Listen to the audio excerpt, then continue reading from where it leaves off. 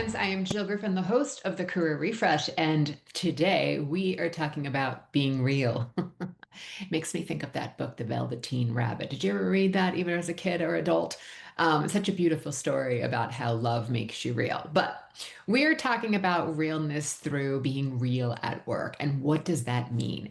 And I want to clear something up right away. We've been hearing a lot in recent years about we really want our people to bring their whole self to work. And it's one of those phrases that I get it. It's based on value and what we want to have, creating in culture and making sure that we create connection. But I'm going to tell you, through all the organizations I work with and all the individuals and teams I work with, it's the same thing. It causes so much confusion because no one actually has any idea what in the world that actually means.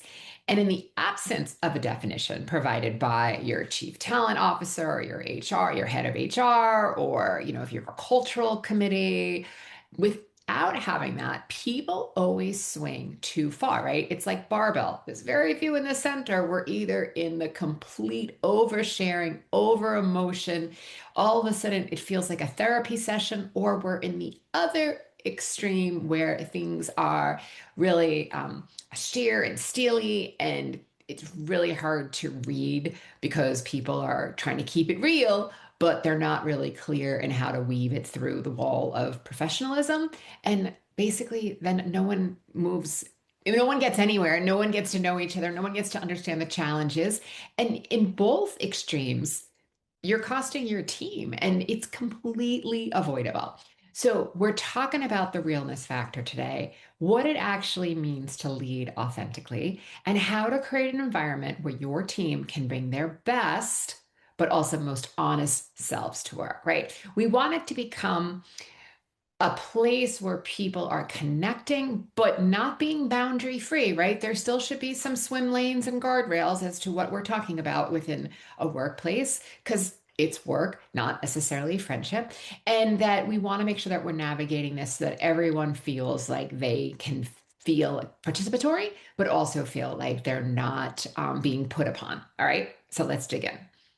All right, first, I want to talk about the problem. I touched on it a little bit in the opener. It happens in most teams, and the leader sets the tone, right? Whether they mean to or not. So if you show up always buttoned up, guarded, allergic to admitting any uncertainty, which in today's market and the velocity of business, I don't know how you could walk around and saying that you're certain about anything other than your own thoughts, right? So making sure your team, if you're showing up that way, you are making sure that your team learns very quickly that you are in an environment that is like perform or perish, right? It's you're telling people that they should actually stop communicating really what's going on. And then people will start to manage up instead of being honest. And they'll save the real conversation for the parking lot, the old water cooler or the side chat, the Teams chat, the secret channel, the WhatsApp chat, all of that. That's what they'll save the real conversation for. And then as a leader, you're going to wonder why you seem to be the last person to know what's going on. On the flip side, my friends, if you've ever worked or you are the leader who has no filter, who shares every frustration, who talks about every doubt, every grievance about the organization freely and openly, you know how destabilizing that can be. And it doesn't build trust, it builds anxiety. I worked for someone who gossiped about all of their peers and my peers in a way that if I was then seen talking to those people, they would give me a look across the room, either, I can't believe you're talking to them, or like sort of that craziness. And then after the meeting, they would always say to me, I can't believe you were talking to them. And I'm like, wait, that's your thing with them, not my thing with them. And it really created a lot of anxiety. It was one of the first times I hired a coach because I did not know how to handle this. So, because if the person in the front of the room doesn't have it together or is spilling their small intestines and their juices everywhere, what does that mean for the rest of us? Meaning, if I walk away, are they also going to talk about me? I assure you they are, right? So neither extreme serves your team. And what we actually need is the old Goldilocks, right? Something in the middle, a leader who is real enough, they can be trusted and grounded, but also someone that you want to follow. So here's the shift. The idea of bringing your whole self to work and leading a team that does the same, that they also bring their whole self to work, again, is not about all your foibles and your nooks and crannies. It is about the psychological permission, right? It's about creating an environment where people are able to say, I have no idea.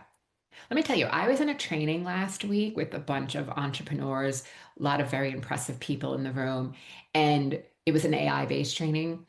And the questions that were being asked were really thoughtful. The answers were really thoughtful. And at one point, one of the questions was a thoughtful, very thoughtful question. But the leader of the meeting just said, you know what? I actually have absolutely no idea. And everyone paused, and the co host said, it is so refreshing to hear you say, I have no idea, because that's what everybody's always like, has to be in the know and has to know every answer. And I would say maybe years ago that worked, but that is the old model, my friend, and that doesn't work today. So when you can come forth with that realness that just says, you know what, I don't know, or I made a mistake, or I'm not sure I agree with this direction, but I don't have an answer yet. Can I have a beat or two to think about it? When you can start doing that within an organization, we're going to talk about when to do it appropriately and how to do it appropriately without bracing for impact, without bracing for the blowback on that. That's what we need our leader to do because the permission starts with you. So every time you model honesty and talk about your own uncertainty without drama or the mistake that you made without the extra swirl and all the extra additives, you are also allowing your team to see what you're thinking. And then you're giving both yourself and everybody else to do the same. And I'll also tell you this works really well in your personal life with your personal relationships too, right? Being able to say, I don't know, but I'll find out, or I know how to find out, right? Or let me go check with a couple of people and I'll get back to you. Again, you are teaching them what's safe. You are also teaching the culture of your business unit or the department or the company that you work in, right? That's the cultural design. And it really is a powerful tool that as a leader, you get to make that move. It's a huge power move that you can make to show that this is a culturally different and therefore a very culturally appropriate and healthy environment. Getting into how a little bit, it's it's building an organization where realness is the norm without becoming a free for all. Don't assume that people know that it's safe to be honest with you. You have to tell them, listen, I want this to be a team where what we can say are truth and we can say it kindly and professionally, but that also includes me. And there's going to be times in which I don't know what's true and I'm not really sure, but I want you to feel like you can do that same, right? This is a conversation that starts to shift the climate in the org more than you think, right? You want to model it and you want to demonstrate it consistently. You can't ask your team to be real if you're not going to be real. So start small, right? The simple, I don't knows, you know what? Oh, I totally messed that up. I would tell you that I totally fucked it up, but that's just me. Or say like, I'm still working through this, or you know what? There's some really good thought here. There's some things I haven't clearly thought through, but if you're open for a brainstorming session, I'm willing to show you where I'm stuck. Like that kind of realness is letting them see that that kind of honesty doesn't hurt their career and doesn't hurt their credibility. It actually begins to build that realness because there's a distinction, right, between personal realness and professional realness.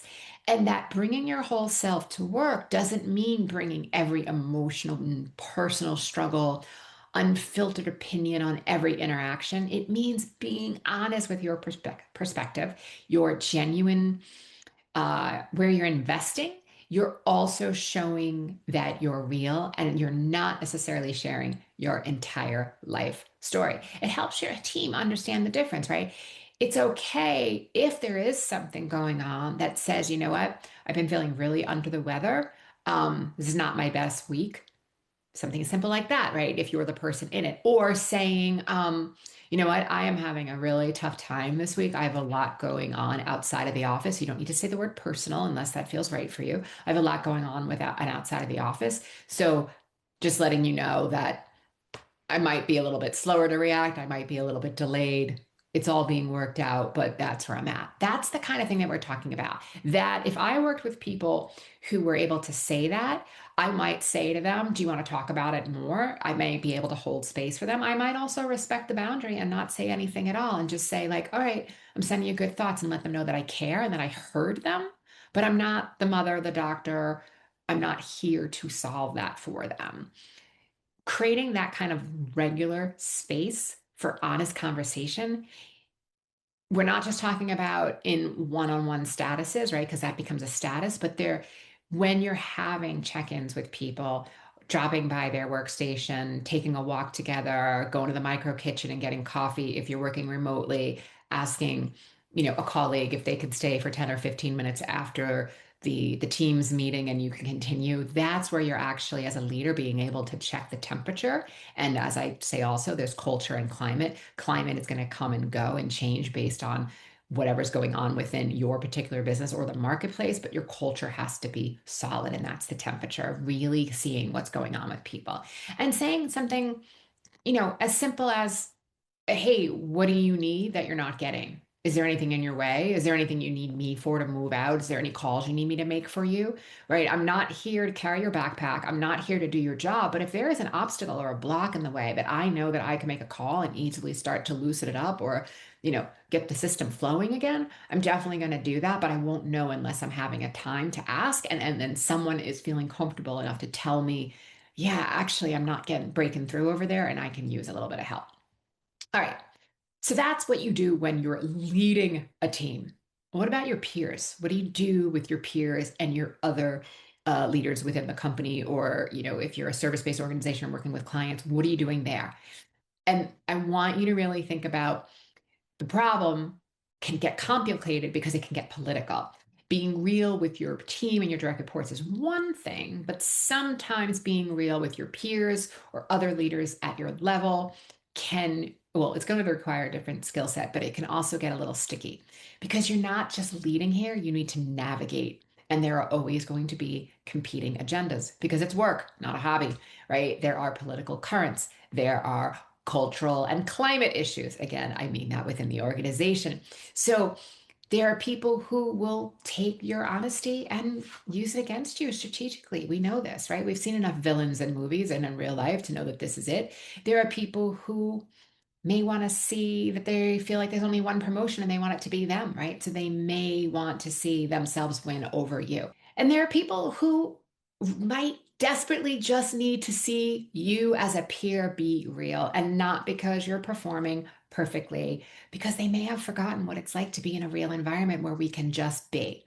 So, most leaders in peer relationships default to one of two modes. One is that they're competitive, and this is where there's a subtle positioning, there's posturing, everything feels like an exercise. Nobody admits weakness or the I don't knows because at the floor, we all be on the floor. That's where the weakness gets noticed. Or there's the performance, like sort of like niceties, right? It's this performity, collegial type feeling where everyone is professionally but pleasant. Um, no one's really sharing what they think until you get back to your office, and then you'll start to hear like this again, the side channeling, right? And neither of these situations, whether it's performative niceties or the competitiveness, the directness, um, he just no one really knows what anybody's thinking, and as a peer group you're not going to make your organization better or stronger because no one trusts each other. So that realness with peers is about selective strategic honesty, and that's where we want to make the shift to that selective strategic honesty. That doesn't mean at other times we're being dishonest. It just means that you don't need to share everything, right? So we're not doing this in a strategic or a manipulative way. It's very thoughtful. It means the difference between sharing something that builds trust and sharing something that creates vulnerability. And you can't afford to be vulnerable in that particular relationship or environment. It also means that you're recognizing that your peers are under some of the same pressures you are, right? It may look different, it may be coming from a different angle, but they are also under pressure. And The ones that seem really polished and all put together are probably the ones that are starved the most for a real, genuine conversation and connection. And again, when I say connection in this space, yes, it's great if you're building professional relationships and friendships, but I'm talking connection like the intellectual stimulation that we can trust each other enough to have a healthy debate. Some of us might feel that, we're a little uncertain about sharing things, but we might be wrong, we might be right, but having that kind of conversation. And in that, a leader who says, you know what, you're raising really good points. I need to give this more thought. I'm going to have to get back to you. Or not sure that we've gotten this right so far. Let's spend a little bit more time, or I'd love to get your real take on this because I'm hitting a wall. That's the kind of connection that I feel happens within organizations that are healthy and are actually building to scale and are leaning on each other in a way where you have all this great expertise and leaders around you. But if we're in a really competitive with each other, we're all working then in silos. So the way to build trust is to be able to say, I'd love to get your take. I'm not really sure that I know where to go next. I'm thinking it through, but in the meantime, can I share with you some of my ideas? That's what I would do. So, how do you do this? Because that sounds easy or maybe hard, but you have to start somewhere. Is I want you to start with curiosity, not a fret. Not we're not confessing anything here. So you want to ask a general question at times. How are you finding this transition? How is your team integrating the latest software into your day-to-day tasks or responsibilities? What's your honest read on how this reorg is landing with the team? That's what we're talking about. We're not going to gossip. We're not going to back channel, but that invitation of curiosity is really, really more powerful at times than the actual disclosure because it signals safety. It signals that you're putting yourself out there and you're asking a question that maybe you don't know the answer to. And you're also not saying anything that you're putting yourself on the table that you're not ready to, but it's really offering an opportunity to appear to match that level of realness. And again, you're going to read the environment, right? So a formal leadership meeting is not the place with an agenda and an audience. That's not the time to bring in your unfiltered, honest thoughts about doubts unless that's on the agenda, right? Where you're in a one-on-one with a peer or your leader or your skip level, that is the place to do it. Again, I wouldn't do it in a big meeting again, unless that is your culture and it is on the agenda. Recently, I was talking with a client and he found that every time they met as a leadership team, he was the only one that was bringing up real meaty challenges, which is he thought this is a brain trust. This is why we're meeting. We should be meeting to discuss this. And each time it almost ended up being like a sparring match between his boss and himself because the boss clearly did not want to have that conversation there. And then he said that after the third or fourth time over a few months that it happened, a couple of his buddies at work pulled him aside and were like, dude, what are you doing? That's not the time to be real and to share those things. Don't you see that, insert boss's name just wants to have a kind of check-in, kind of a cheerleading meeting, right? That's what he wants. He does not actually want to have a group conversation about the areas they need to improve. Save that for the one-on-one. So of course my client had a big chuckle and was like, I don't know why it took me so long to figure this out, but I have finally figured it out. And he's like, I could hear you in my head. And it just sort of all clicked. Um, so also part of leadership intelligence is knowing the context that you're in and being able to calibrate, knowing the difference between venting and processing. So let's get clear on that. Venting to a peer, especially about the organization or leadership above you or other colleagues, feels like realness perhaps to you, but it isn't. It usually is just frustration looking for an audience.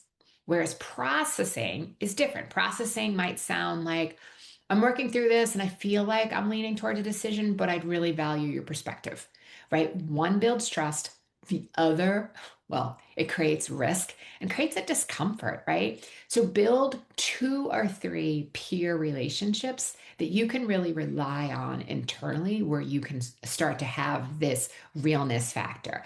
You don't need to be real with everyone at every level. You don't need a complete circle of people to be doing this with you. You just need 2 to 3 people, maybe in different departments. Probably better that it's across different departments, assuming you work with each other cross functionally, that you're actually having a real conversation And then really making sure that you're building those relationships through valuable sharing, but not in that overshare. All right.